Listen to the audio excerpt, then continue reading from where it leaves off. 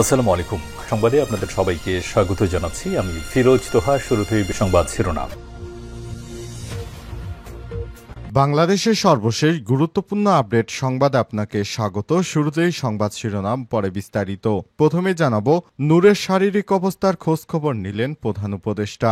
গণ অধিকার পরিষদ এর সভাপতি সাবেক ডাকসু ভিপি নুরুল হক নূরের শারীরিক অবস্থার খোঁজখবর নিয়েছেন অন্তর্বর্তীকালীন সরকারের প্রধান উপদেষ্টা professor doctor Mohammad Yunus. Professor doctor Mohammad Yunus তাকে সর্বাত্মক সহযোগিতার প্রতিশ্রুতি দিয়েছেন। গতকাল রাতে গণ অধিকার পরিষদের প্রধান নেতা নূরকে গরুর মধ্যেও পিটিয়েছে কিছু লোকজন।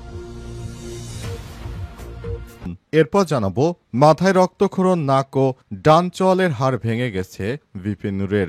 গণ অধিকার পরিষদের সভাপতি ডাকসুর সাবেক ভিপি নুরুল হক নূরের উপর হামলার ঘটনায় তিনি মারাত্মকভাবে আহত হয়ে বর্তমানে আইসিইউতে ভর্তি রয়েছেন। চিকিৎসকরা জানিয়েছে তার মাথায় আঘাত লেগে রক্তক্ষরণ হয়েছে, পাশাপাশি নাক ও ডান চোয়ালের হাড় ভেঙে গেছে। তার অবস্থা খুবই আশঙ্কাজনক।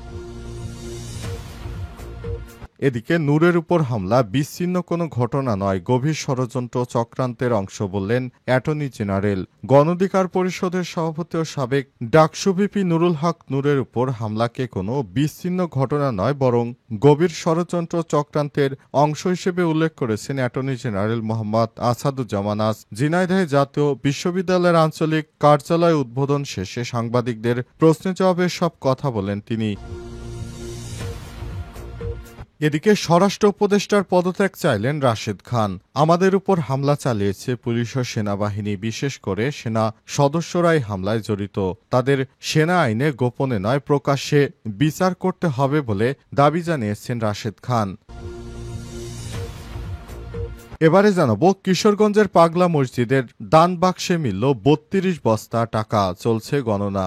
মসজিদের নাম পাগলা মসজিদ। কিশোরগঞ্জ শহরের ঐতিহাসিক এই মসজিদটিতে ৮টি লোহার দান বক্স রয়েছে।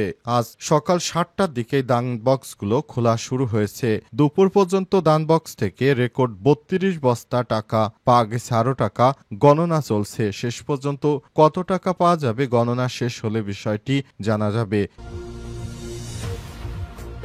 এবং সর্বশেষ জানাবো, মাদারীপুরে ৪ বাসের সংঘর্ষ, আহত ২০। মাদারীপুরের শিবচর উপজেলায় ৪টি বাসের মধ্যে ব্যাপক সংঘর্ষের ঘটনা ঘটেছে। এই ঘটনায় বেশ কয়েকজন গুরুতর আহত হয়েছে এবং এই ঘটনায় অন্তত ২০ জন ব্যক্তি মারাত্মক ক্ষতিগ্রস্ত হয়েছে। প্রিয় দর্শক, এতক্ষণ শুনছিলেন সংবাদ শিরোনাম, এবারে বিস্তারিত। তবে তার আগে বন্ধুরা, অনুরোধ থাকবে এই সংবাদটিতে একটি লাইক দিন। এই চ্যানেলে আপনি নতুন হয়ে থাকলে আমাদের সংবাদটি দেখতে দেখতে চ্যানেলটি সাবস্ক্রাইব করে রাখুন। কমেন্ট করে বন্ধুরা আপনার মূল্যবান মতামত জানিয়ে দিন আপনি বিশ্বের কোন দেশ থেকে বা বাংলাদেশের কোন স্থান থেকে আমাদের সংবাদটি দেখছেন এবং শুনছেন। আর বন্ধুরা, এই সংবাদটি আপনার সোশ্যাল মিডিয়া ফেসবুকে শেয়ার করে বন্ধুদেরও দেখার সুযোগ করে দিন। এবারে বিস্তারিত। নূরের শারীরিক অবস্থার খোঁজখবর নিলেন প্রধান উপদেষ্টা। গণ অধিকার পরিষদের সভাপতি ও ডাকসুর সাবেক ভিপি নুরুল হক নূরের শারীরিক অবস্থার খোঁজখবর নিয়েছেন প্রধান উপদেষ্টা ডক্টর মোহাম্মদ ইউনূস। আজ দুপুর ১টার দিকে তিনি নূরকে ফোন করেন এবং তার অবস্থার বিস্তারিত জানেন। গণ অধিকার পরিষদের উচ্চতর পরিষদ সদস্য গণ অধিকার গণমাধ্যমের সমন্বয়ক আবু হানিফ বিষয়টি নিশ্চিত করেছেন। ফোনালাপে নূর প্রধান উপদেষ্টাকে গতকালের ঘটনার বিবরণ তুলে ধরেন। এ সময় ডক্টর ইউনূস তদন্ত করে হামলায় জড়িতদের বিরুদ্ধে ব্যবস্থা নেওয়ার আশ্বাস দেন। এদিকে নূরের উপর হামলাকে গভীর ষড়যন্ত্রের অংশ বলে মন্তব্য করেছেন অ্যাটর্নি জেনারেল মোহাম্মদ আসাদুজ্জামান। ঝিনাইদহে এক অনুষ্ঠানে সাংবাদিকদের প্রশ্নের জবাবে তিনি বলেন, নূরের উপর হামলা অত্যন্ত ন্যাক্কারজনক ঘটনা। জাতীয় পার্টিতে অতীতে মানুষের সঙ্গে বেইমানি করেছে, তাদের পুরনো ইতিহাস আবারও উন্মোচিত হয়েছে। তাই তাদের নিষিদ্ধের দাবি উঠেছে। আইনগত দিক বিবেচনা করেই ব্যবস্থা নেওয়া হবে। এর আগে শুক্রবার রাত 11:20 দিকে গুরুতর আহত অবস্থায় নূরকে ঢাকা মেডিকেল কলেজ হাসপাতালে ভর্তি করা হয়। চিকিৎসকরা জানিয়েছেন নূরের মাথায় আঘাতজনিত রক্তক্ষরণ হয়েছে, নাক ও ডান চোয়ালের হাড় ভেঙে গেছে। বর্তমানে আইসিইউতে ভর্তি এবং চিকিৎসাধীন অবস্থায় রয়েছেন ভিপি নূর। তার অবস্থা খুবই আশঙ্কাজনক বলে জানিয়েছে হাসপাতাল কর্তৃপক্ষ। মাথায় রক্তক্ষরণ, নাক এবং ডান চোয়ালের হাড় ভেঙে গেছে ভিপি নূরের। গণ অধিকার পরিষদের সভাপতি ডাকসুর সাবেক ভিপি নুরুল হক নূরের উপর হামলার ঘটনায় তিনি মারাত্মকভাবে আহত হয়ে বর্তমানে ঢাকা মেডিকেল কলেজ হাসপাতাল ঢামেকে নিবিড় পরিচর্যা কেন্দ্রে আইসিইউতে ভর্তি রয়েছেন। চিকিৎসকরা জানিয়েছে তার মাথায় আঘাত লেগে রক্তক্ষরণ হয়েছে, পাশাপাশি নাক ও ডান চোয়ালের হাড় ভেঙে গেছে। সকালে ঢামেক হাসপাতালে জরুরি বিভাগের আবাসিক সার্জন ডাক্তার মোস্তাক আহমেদ সাংবাদিকদের এসব তথ্য জানান। ডাক্তার মোস্তাক আহমেদ জানান, শুক্রবার রাত 11:20 দিকে নুরুল হক নূরকে হাসপাতালে আনা হয়। এ সময় তিনি রক্তাক্ত অবস্থায় ছিলেন এবং নাকের ভেতরে গজ ব্যান্ডেজ দেয়া ছিল। পরে তাকে আইসিইউতে স্থানান্তর করা হয়। ডাক্তার মোস্তাক আহমেদ বলেন, রাতেই তার বিভিন্ন পরীক্ষা নিরীক্ষা করা হয়েছে। তার মাথায় সিটি স্ক্যান করানো হলে দেখা যায় মাথায় আঘাতের পাশাপাশি সামান্য রক্তক্ষরণ হয়েছে। নাক ও ডান চোয়ালের হাড় ভেঙে গেছে, তার চোখ ও মুখ ফুলে গেছে, চোখে রক্ত জমাট বেঁধেছে, তবে শরীরের অন্য কোথাও বড় ধরনের আঘাত পাওয়া যায়নি। সম্পূর্ণ আঘাত তার মাথায় লেগেছে। বর্তমানে খুবই খারাপ অবস্থার মধ্যে রয়েছেন ভিপি নূর। তাকে বাঁচানো যাবে কিনা সেটি সন্দেহজনক ব্যাপার, কারণ তাকে এমনভাবে পেটানো হয়েছে যে তার যে কোনো সময় মৃত্যু হতে পারে।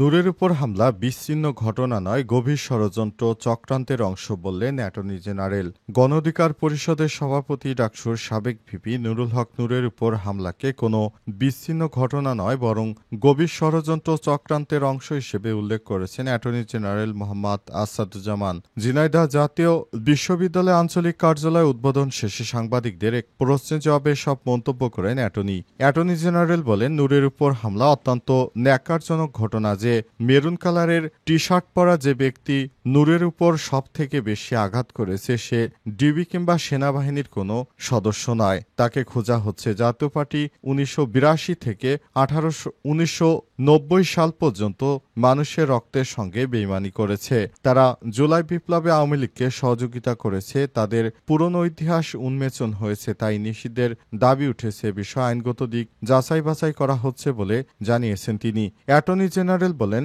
নূরের উপর হামলা অত্যন্ত ন্যাক্কারজনক ঘটনা। জাতীয় বিশ্ববিদ্যালয়ের আঞ্চলিক কার্যালয় উদ্বোধন শেষে সরকারি কেসি কলেজ প্রাঙ্গণে আয়োজিত আলোচনা সভায় বক্তব্য দেন ঝিনাইদহ সরকারি কেসি কলেজের অধ্যক্ষ প্রফেসর ডক্টর আবু বকর সিদ্দিকী, জেলা প্রশাসক মোহাম্মদ আব্দুল আওয়াল, জেলা বিএনপি সভাপতি অ্যাডভোকেট এম.এ. মজিদ, জেলা জামাতের আমির অধ্যাপক আলী আজম মোহাম্মদ আবু বকর এবং গণ অধিকার পরিষদের জেলা সভাপতি সাখাওয়াত হোসেন সহ আরও অনেকে। তাদের নেতৃত্বে এটি খুব সুন্দর মতো অনুষ্ঠিত হয়। স্বরাষ্ট্র উপদেষ্টার পদত্যাগ চাইলেন রাশেদ খান। গণ অধিকার পরিষদের সাধারণ সম্পাদক রাশেদ খান বর্তমান অন্তর্বর্তীকালীন সরকারের স্বরাষ্ট্র উপদেষ্টা জাহাঙ্গীর আলমের পদত্যাগ চেয়েছেন। তিনি স্বরাষ্ট্র উপদেষ্টাকে বলেছে তিনি একজন কাণ্ডজ্ঞানহীন, একজন মেরুদণ্ডহীন প্রাণী, কারণ তিনি এমন একজন স্বরাষ্ট্র উপদেষ্টা তিনি আইনশৃঙ্খলা রক্ষাকারী বাহিনীকে লেলিয়ে দিয়ে বর্তমানে 24-এর ফ্যাসিবাদ বিরোধী আন্দোলনে যাদের ভূমিকা সব থেকে বেশি, এই মহানায়কদেরকে তার নির্দেশে এভাবে হামলা করে মারধরের ঘটনা ঘটানো হয়েছে। কিন্তু নির্লজ্জের মতো এই স্বরাষ্ট্র উপদেষ্টা এখনো তার চেয়ারে বসে আছে। এই স্বরাষ্ট্র উপদেষ্টাকে কোনোভাবেই ছাড় দেওয়া হবে না, তাকেও জবাবদিহিতার আওতায় নিয়ে আসতে হবে। তিনি কেমন ভাবে দায়িত্ব পালন করেন যে গণ অধিকার পরিষদের একদম প্রধান নেতাকে এভাবে কুকুরের মতো পেটানো হলো, কিন্তু তিনি কোনো কিছুই করতে পারলেন না। গণ অধিকার পরিষদের সাধারণ সম্পাদক আরও বলেন, অফিসে ঢুকে তারা আমাদের নেতাকর্মীদের যেভাবে মারধর করেছে তা কখনোই কাম্য নয়। তিনি আর অভিযোগ করে বলেছেন, সেনাবাহিনী, পুলিশ বা প্রশাসন কেউ ডাকেনি, তবুও তারা পরিকল্পিতভাবে সব হামলা চালিয়েছে। তার পদত্যাগ করতে হবে।